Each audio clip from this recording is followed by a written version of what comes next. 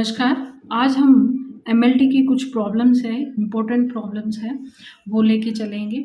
तो सबसे पहले जो क्वेश्चन आते हैं, टाइप ऑफ क्वेश्चन 3 या 4 टाइप से आते हैं, तो उन्हीं के ऊपर हम लोग डिस्कस करेंगे। तो सबसे पहला क्वेश्चन जो पूछा जाता है लगभग, बल का विमीय सूत्र क्या है? बल बराबर क्या होता है? F = ma। तो द्रव्यमान की एक आ गई।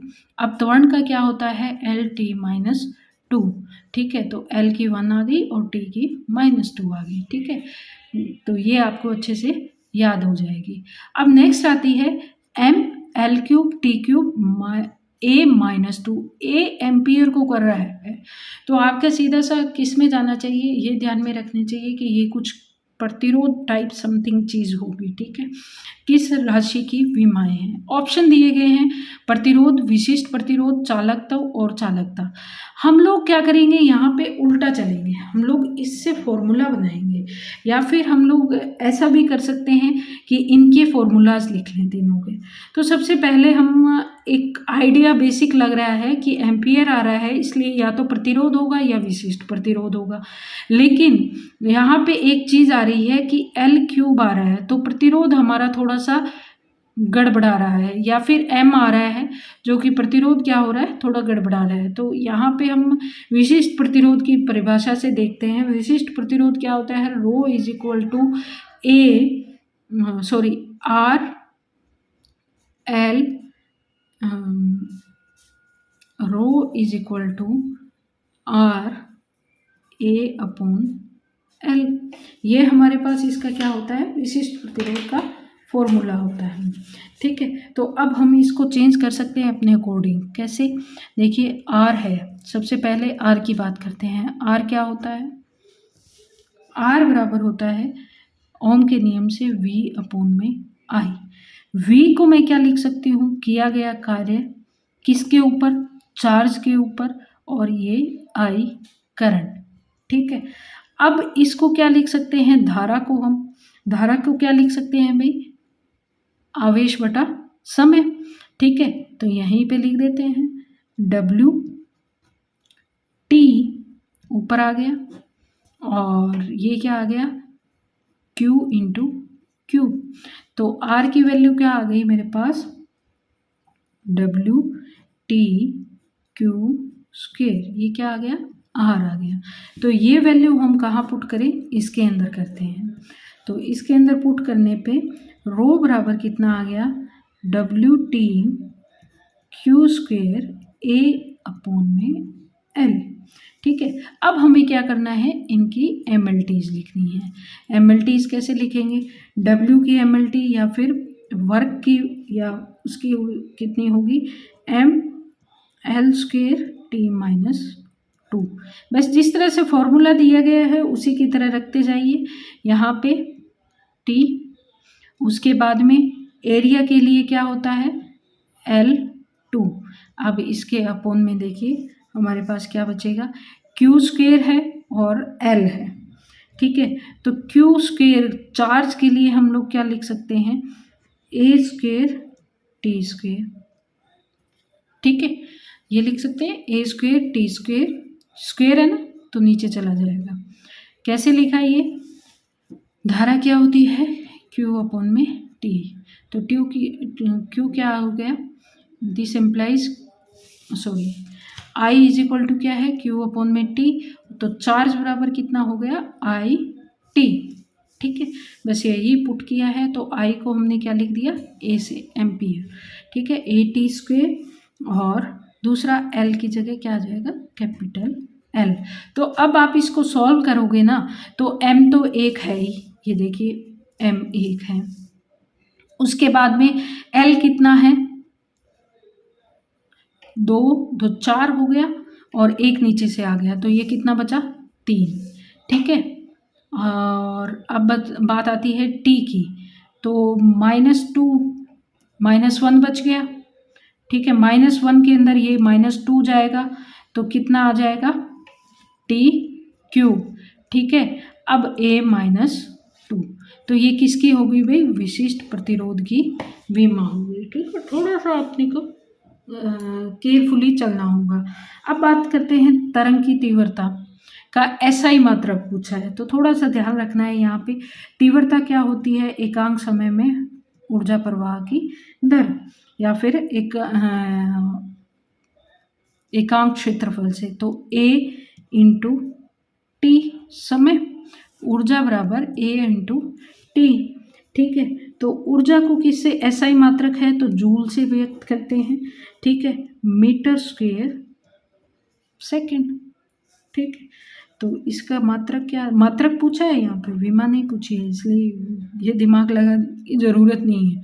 मीटर -2 पर सेकेंड। ठीक है, ये आ गया जूल पर मीटर स्क्वायर पर सेकेंड।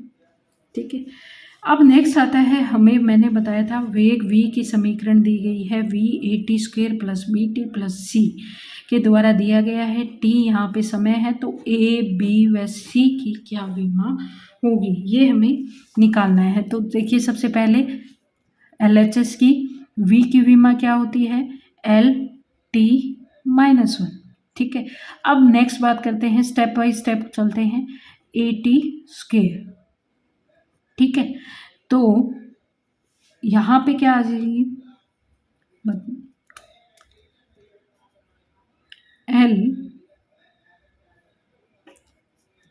LT-1 होनी चाहिए। उसके बाद मतलब वेग की विमा होनी चाहिए।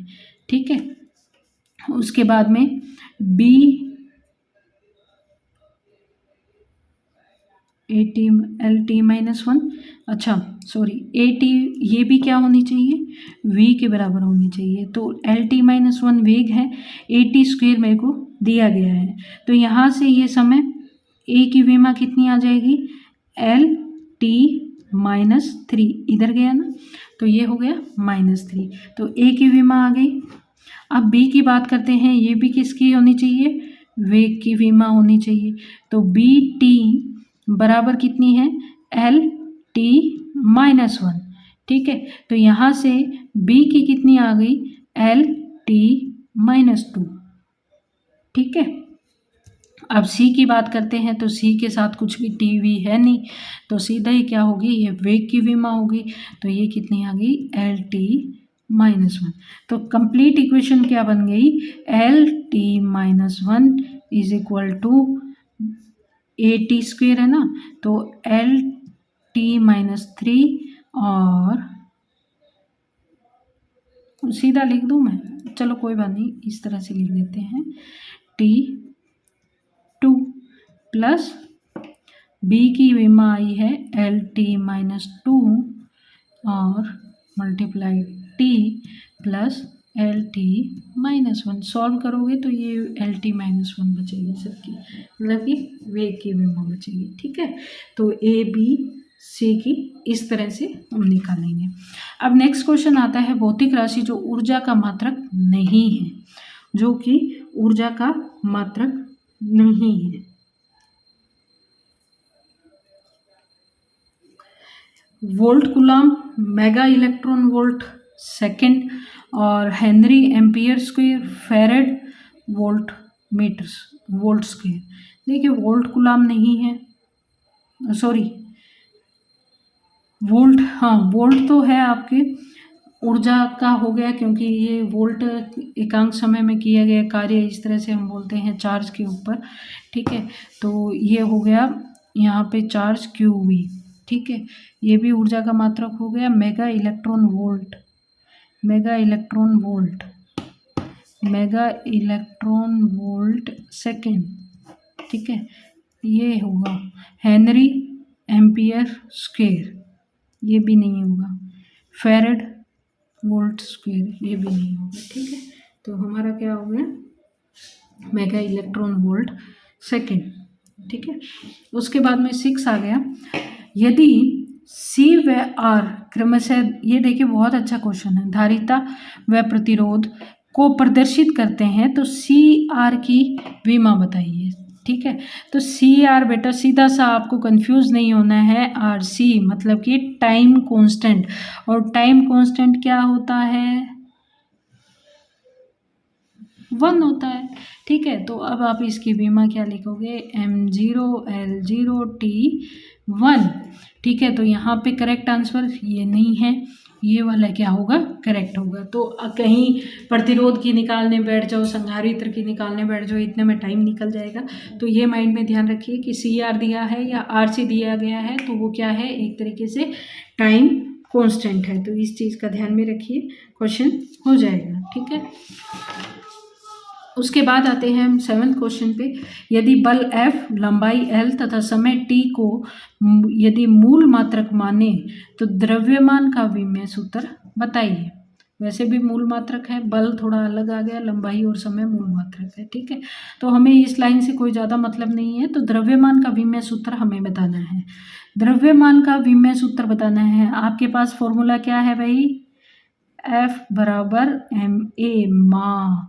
तो द्रव्यमान का सूत्र बताना है तो क्या हो गया, m बराबर F अपॉन में a, बस सिंपल। तो बल की विमा क्या है भाई, या फिर हम यहाँ पे रिप्लेस कर सकते हैं किसको, m को, मास को। ठीक है, तो उस तरह से रिप्लेस करके आप इसकी कैलकुलेट कर सकते हो।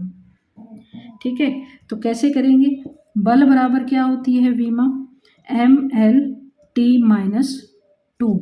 बल की ये विमा है, अभी थोड़ी देर पहले निकाली है, तो इस फॉर्मूला में रख दीजिए। m बराबर क्या आ गया, F ऑफ त्वरण है तो L-T-2। तो ये अगर ऊपर जाएगी तो क्या हो जाएगी, F ऑफ L-1 T2। तो ये देख लीजिए क्या है, कौन सा ऑप्शन सही है, ये रहा, ये वाला ए ऑप्शन सही है। ठीक है, तो सिंपल बेटा, बस इसी तरह से क्वेश्चन पूछते हैं और हम लोग कंफ्यूज हो जाते हैं और आधा एक नंबर पीछे चले जाते हैं। ठीक है, ML-1 T-1 विमेय सूत्र है कार्य का, बल आघूर्ण का, रेखीय संवेग का और श्यानता गुणांक का। तो देखिए रेखीय संवेग का क्या होगा, सबसे पहले देखते हैं। रेखीय संवेग का mv होता है वैसे फॉर्मूला, तो ML-T-1। ठीक है, अब बात करते हैं श्यानता गुणांक की।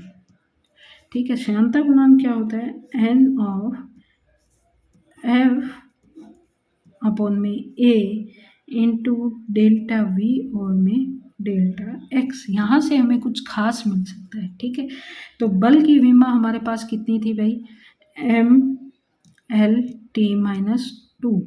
ठीक है, बल की अभी यही लिखते आ रहे हैं, ML-T-2।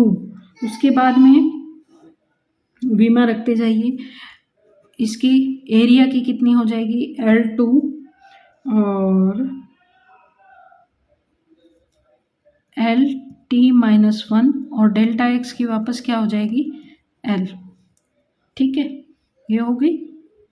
तो L से L कट गया, यहाँ पे बची कितनी, M ऊपर जाएगा तो -1 और T-1।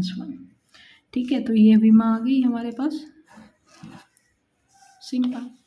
ठीक है, उसके बाद में एक कौन से एग्ज़ाम में पूछा था वो मेरे को ध्यान नहीं है, कि 1 नैनोमीटर बराबर है 1 नैनोमीटर 10⁻⁹ मीटर। सिंपल क्वेश्चन था और गलत बहुत से बच्चों का हुआ है, क्योंकि वहाँ पे सेंटीमीटर में पूछ लिया था। ठीक है, तो आपको ये ध्यान में रखना है, 1 नैनोमीटर 10⁻⁹ मीटर और 10⁻⁷ सेंटीमीटर। ठीक है, अब दिया गया है किस समूह में तीनों भौतिक नियतांकों की विमाएं एक है। थोड़ा सा ध्यान से पढ़ोगे तो ये क्वेश्चन अटेम्प्ट हो जाएगा। कार्य, ऊर्जा, बल। ठीक है, वेग, संवेग, इम्पल्स, आवेग मतलब कि। ठीक है, स्थितिज ऊर्जा, गतिज ऊर्जा, संवेग। देखिए ये तो नहीं बैठ रहा है क्योंकि संवेग आ गया एक, तो स्थिति ऊर्जा तो सेम हो सकती है लेकिन संवेग नहीं बैठ रहा है। ठीक है, दबाव, स्ट्रेस और प्रत्यास्था गुणांक। ठीक है, तो ये पूछा गया है, तो इसको हम थोड़ा सा ध्यान से करेंगे क्वेश्चन को, अगर इस तरह से पूछ लेते हैं तो, कि किसकी समान विमा है। कई बार असमान विमा भी पूछ लेते हैं, तो हमें इस चीज़ का ध्यान में रखना है। तो जो जो चीज़ अलग से आ रही है हम सबसे पहले उसका देख लेते हैं। थोड़ा सा मेरे को आइडिया लग रहा है कि ये हो सकता है, ठीक है। तो दाब की अगर हम बात करें तो क्या होता है, बल बटा क्षेत्रफल, ठीक है। तो बल क्या होता है, mL/t-2। देखिए जिसकी विमा आपको अच्छे से याद हो ना, सबसे पहले उसी से पंगा लेना ताकि टाइम बच जाए, L², ठीक है। तो यहाँ से मेरे पास क्या आ जाएगा, mL-1t-2, ठीक है। ये आ गया दाब की। अब प्रतिबल की बात करते हैं। प्रतिबल भी बल बटा क्षेत्रफल होता है, तो इसकी भी क्या आ गई, सेम आ गई, mL-1t-2, ठीक है। प्रत्यास्थता गुणांक इसकी देखते हैं क्या होगी, प्रतिबल बटा विकृति, यही होता है इसका फॉर्मूला। इन डिटेल आगे पढ़ेंगे। तो प्रतिबल F/A और विकृति L/L, डेल्टा L/L होती है। तो ये तो वैसे ही कट गया, बचा क्या, F/A, तो सेम आ गया mL-1t-2, और सॉरी ये अलग से लिख लेते हैं, F की mL/t-2, L-2 एरिया की, और अपॉन में L/L, ये कट गया है। तो ये मेरे पास बच गया mL-1t-2, ठीक है।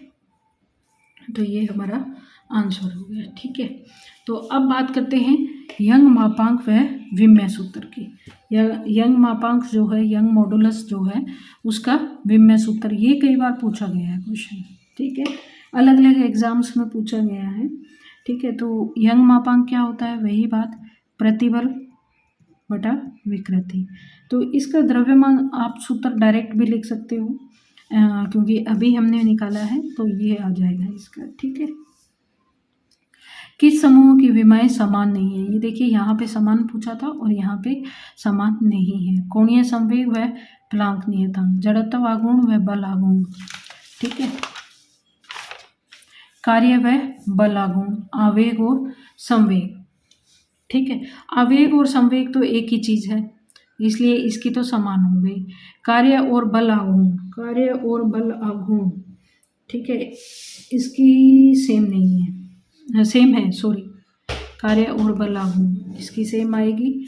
उसके बाद में कोणीय संवेग और प्लांक नियतांक, इनकी भी सेम आएगी। बचेगा कौन सा हमारे पास, जड़त्व आघूर्ण व बल आघूर्ण, ठीक है। इन दोनों की बात करते हैं। तो जड़त्व आघूर्ण हो गया I बराबर mR², तो इसकी कितनी आ गई, mL/2t0। और जब बल आघूर्ण की बात करते हैं तो टॉर्क बराबर बल गुणा लंबवत दूरी, ठीक है। तो ये कितनी आ गई, बल बराबर कितना होता है, mL/t-2, और लंबवत दूरी L, तो कितनी आ गई, mL²t-2। तो असमान जोड़ा हो गया, ठीक है। तो जड़त्व आघूर्ण व बल आघूर्ण की विमाएं समान नहीं होगी। बाकी की आप निकाल के देख सकते हो, ठीक है। अब पूछा है एप्सिलॉन नोट का विमेय सूत्र, ठीक है। एप्सिलॉन नोट का विमेय सूत्र थोड़ा सा टिपिकल है, लेकिन हमें पता है कि F = क्या होता है, 1/4πε0 Q1 Q2 अपॉन में R²। तो हमें क्या करना है, एप्सिलॉन के इक्वल लिखनी है सारी इक्वेशन। तो epsilon note = 1/4πf Q1 Q2 upon में R², ठीक है। तो ये तरीके से, एक तरीके से Q² हो गया, और Q² को हमें थोड़ा चेंज करना है, किस में कर सकते हैं हम इसको, एम्पियर टाइम में, ठीक है। तो अब हम एप्सिलॉन नोट = इसको हटा भी सकते हैं, 1/4π से हमें कोई ज़्यादा मतलब नहीं है। F से मतलब है, F की कितनी थी, mL/t-2 हमने निकाली थी, और ये कितनी हो गई, AT² और अपॉन में एल स्क्वायर। ठीक है, तो ये हमारे पास इसकी विमा आ गई finally m -1 L -3 T4 A square. तो ये देख लीजिए कौन सी है, m-1 ये L-3 T4 A स्क्वायर। तो सी ऑप्शन इसका करेक्ट है। ठीक है, एक कण का वेग v सेंटीमीटर पर सेकंड इस इक्वेशन से बताया गया है। तो ए बी व सी की विमाएँ बताइए। ठीक है, वेग बताया है तो वापस वही LHS बराबर RHS करना है। तो वेग की यहाँ पे क्या होती है LT -1, मतलब दोनों तरफ यही आनी चाहिए। तो 8T की बात जब हम करते हैं 8T बराबर LT -1, तो A बराबर कितना आ गया भाई, -1 इधर गया तो LT -2। ठीक है, तो ये हमारे पास इसके ये LT -1 कर दिया है। तो ये यहाँ पे कितना हो गया LT -2 आ गया। ठीक है, उसके बाद में C की बात करते हैं, C बराबर कितना हो गया T। ठीक है, सिंपल है, C बराबर T। अब बात करते हैं B/T की। ठीक है, तो ये होनी चाहिए इसकी विमा। ठीक है, तो T इधर गया तो ये कितना आ गया LT -1 और T पहले से है ही। ठीक है, तो ये कितनी बच गई L। तो यहाँ से देख लीजिए किसकी कौन सी विमा है, C बराबर T, ये इसका एग्जैक्ट आंसर है। ठीक है, अब आते हैं kg meter square ampere per ampere per second. एक तरीके से देखें तो kg मीटर स्क्वायर पर एम्पियर पर टी स्क्वायर। ठीक है, निम्न में से किसे लिखा जा सकता है, प्रेरकत्व को, प्रतिघात को, संधारित्र को या प्रतिरोध को। या यहाँ पे थोड़ा सा अपने को करके देखना पड़ेगा। ठीक है, तो इसको अगर हम लिखते हैं तो विमेय सूत्र में तो m L स्क्वायर, ठीक है, m meter square, kg meter square, L square, T -2 A -2। ठीक है, ये आगे विमेय सूत्र में हमने लिख दिया है इसको। अब प्रेरकत्व की अगर हम बात करते हैं तो L बराबर क्या होता है C/में DI/dt। ठीक है, तो इसको हम क्या लिख सकते हैं W/में Q DI/dt। ठीक है, तो अब हम क्या कर सकते हैं, W की विमा m L square T -2, Q की विमा A T, कैसे आई पहले बता चुकी हूँ। ठीक है, DI/dt A एम्पियर और T। अब इसको सॉल्व करेंगे तो हमारे पास क्या आ जाएगी m L square T -2 A -2। तो ये आ गई ना, ये वाली, तो ये किसकी होगी प्रेरकत्व की। ठीक है, थोड़ा सा अभी रहना पड़ेगा। अब देखिए SI पद्धति में द्विध्रुव आघूर्ण की इकाई, SI पद्धति में द्विध्रुव आघूर्ण की इकाई, तो सिंपल देख लीजिए P = क्या होता है Q × 2L। ठीक है, तो Q कूलाम और ये L मीटर। ठीक है, तो कूलाम मीटर। आप ये तीनों गलत है। ठीक है, अब आते हैं नेक्स्ट क्वेश्चन पे। R/L की विमा। देखिए, अब हम करते हैं 17 क्वेश्चन की बात। तो यहाँ पे पूछा जाता है R/L की विमा क्या है। तो अगेन बेटा वही बात कि ये क्या है टाइम कांस्टेंट है। तो टाइम कांस्टेंट है, इट मीन्स इसका क्या आएगा T -1, क्योंकि L/में R होता है टाइम कांस्टेंट। ठीक है, तो ये क्या आ जाएगा T -1। ठीक है, कंफ्यूज नहीं होना है, इंडक्टेंस वगैरह की कोई नहीं निकालनी है, सीधा डायरेक्ट ध्यान में रखना है। इलेक्ट्रॉन वोल्ट मात्रक है, किसका मात्रक है भाई? ये मात्रक होगा हमारा, एनर्जी ये है, ठीक है, जूल के अंदर है, तो ये मात्रक किसका आया? सिंपल है, ऊर्जा का, ठीक है।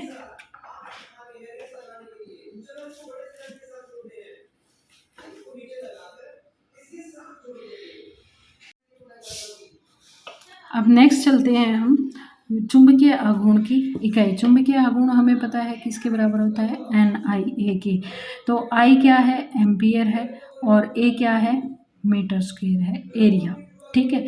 तो नॉर्मल है, N तो फेरों की संख्या होती है, तो उससे कोई मतलब नहीं है।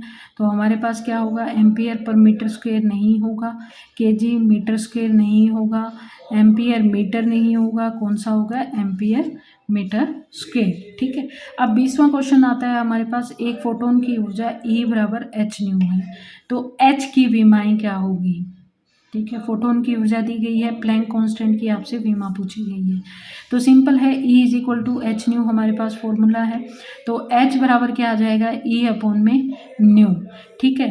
न्यू आवर्ती है, आवर्ती क्या होती है बेटा? 1/T, ठीक है, या फिर हम जिसको बोलते हैं फ्रीक्वेंसी, ठीक है, 1/T, सॉरी फ्रीक्वेंसी 1/T, मतलब कि ये कितनी आ गई? T-1। तो न्यू को हमने लिख दिया m0 L0 T-1, और एनर्जी की हमें पता है कितनी होती है? mL2 T-2। तो प्लैंक कांस्टेंट की विमा कई बार पूछी गई है, क्या आती है? mL² T-1, mL² T-1, या तो याद कर लीजिए, प्लैंक कांस्टेंट की क्या होती है विमा? mL² T-1। अपेक्षित घनत्व की विमा, ये बहुत ट्रिकी क्वेश्चन है, हम लोग घनत्व की निकालने लग जाते हैं, ठीक है, तो ये थोड़ा सा ध्यान में रखना है। यहाँ पे अपेक्षित लिखा हुआ है, तो ये क्या है? घनत्व बटा घनत्व है, ठीक है, दोनों कट गए, तो ये कौन सी राशि होगी? विमाहीन राशि है, ठीक है। तो पैंथर्स ऑफ फिजिक्स में इतना कंसंट्रेट करने के लिए धन्यवाद। अब कल हम नेक्स्ट टॉपिक की तरफ चलेंगे, ठीक है। तो नेक्स्ट टॉपिक हमारा किसके बारे में रहेगा? वो मोशंस के बारे में रहेगा, या फिर एक टॉपिक और बचता है इसका, वो बचता है एरर एनालिसिस, ठीक है। तो पहले एरर एनालिसिस करेंगे, कई बार क्वेश्चन पूछा जाता है, थोड़ा सा घुमा के पूछ लेते हैं, तो हम लोग सोचते हैं कि MSc पोर्शन का आ गया, MSc पोर्शन का नहीं है, थोड़े से बेसिक्स हैं, सार्थक अंक वगैरह है, तो ये हमारा नेक्स्ट लेक्चर होगा। Thank you.